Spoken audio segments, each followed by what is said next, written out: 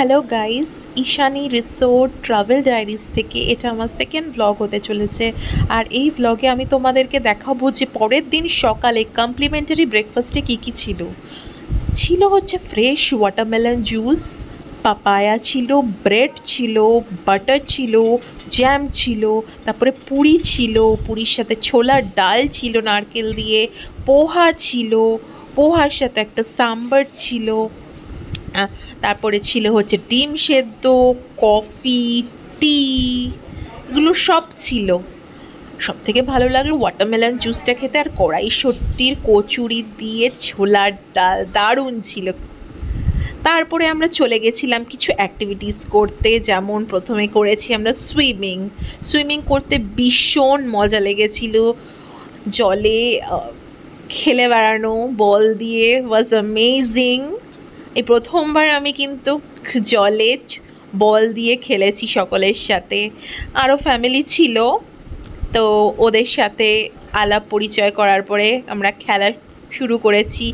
আর ছোট্ট আরেকটা পুল ছিল যেখানে বাচ্চারা খেলছিল বল দিয়ে, দেখতে পাচ্ছ।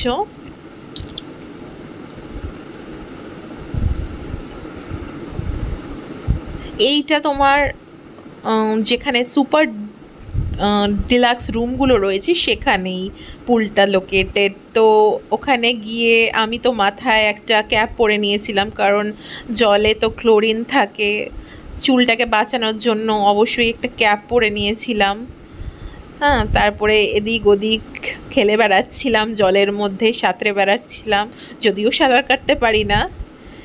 বানির সাথে খেলছিলাম একটুখানি বল দিয়ে ক্যাচ ক্যাচ। সুইমিং পুলে জলের মধ্যে এনজয় করতে কার না ভালো লাগে, আর সঙ্গে বল থাকলে এইভাবে খেলাধুলো যখন চলছে আর ছেড়ে কেউ আসে। আমরা প্রায় 2 ঘন্টা ওখানে ছিলাম। কিভাবে যে 2 ঘন্টা নিমেষের মধ্যে কেটে গেল বুঝতেই পারলাম না।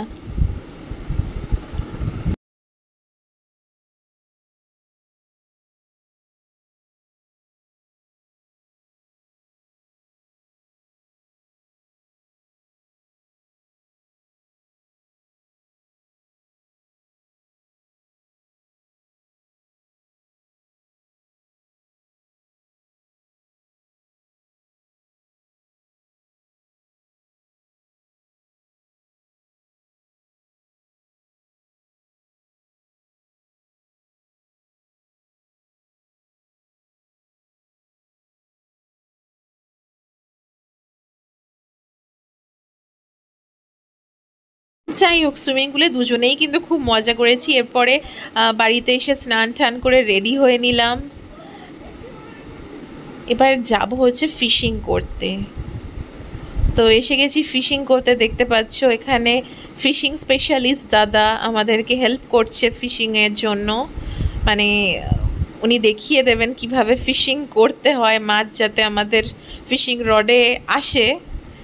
তো উনি সেটাই দেখাচ্ছেন। মাছের খাবার রয়েছে, একটু একটু করে খাবার দেওয়া হবে বড়শি দিয়ে, আর আস্তে আস্তে একটা মাছ উঠে আসবে। তো তোমরা দেখো কিভাবে আমি ফিশিং করছি।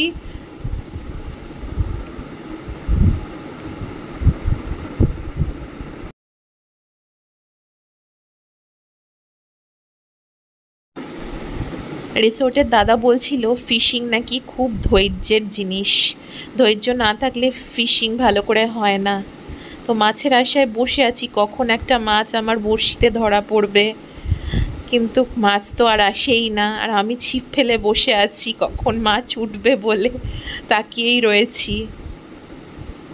প্রতিবারই হচ্ছে যে মাছ আসছে, খাবার খেয়ে চলে যাচ্ছে।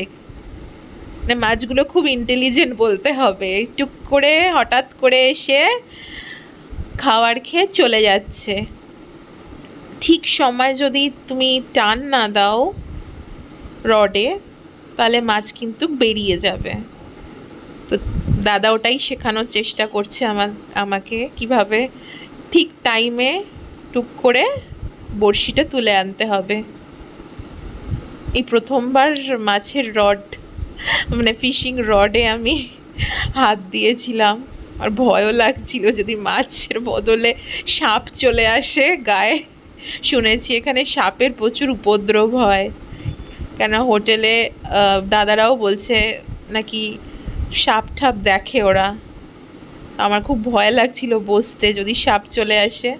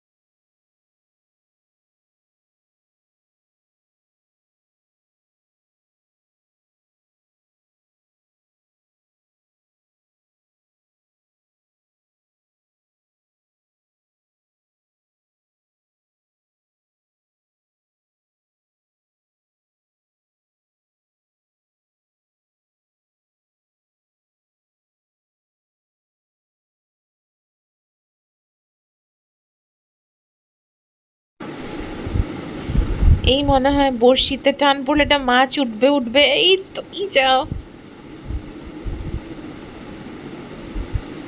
এই মাছটা ধরেছিলাম আমরা প্রথমবার।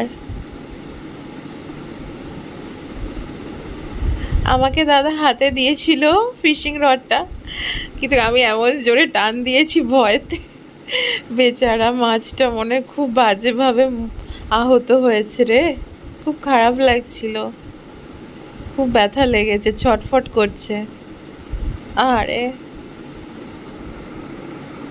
আমরা নিজেদের খাওয়ার জন্য, নিজেদের বিলাসিতার জন্য এই নিরীহ প্রাণীগুলোকে কিভাবে কষ্ট দিই।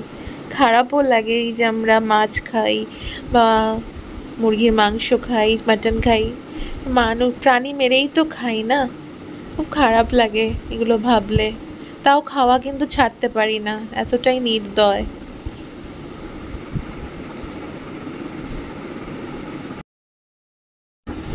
রিসোর্ট থেকে অলরেডি বলে দিয়েছিল যে এই মাছ যদি তোমরা ধরতে চাও এবং বাড়ি নিয়ে যেতে চাও, তাহলে একমাত্র ওজন করে যতটা হবে সেটার টাকা দিতে হবে।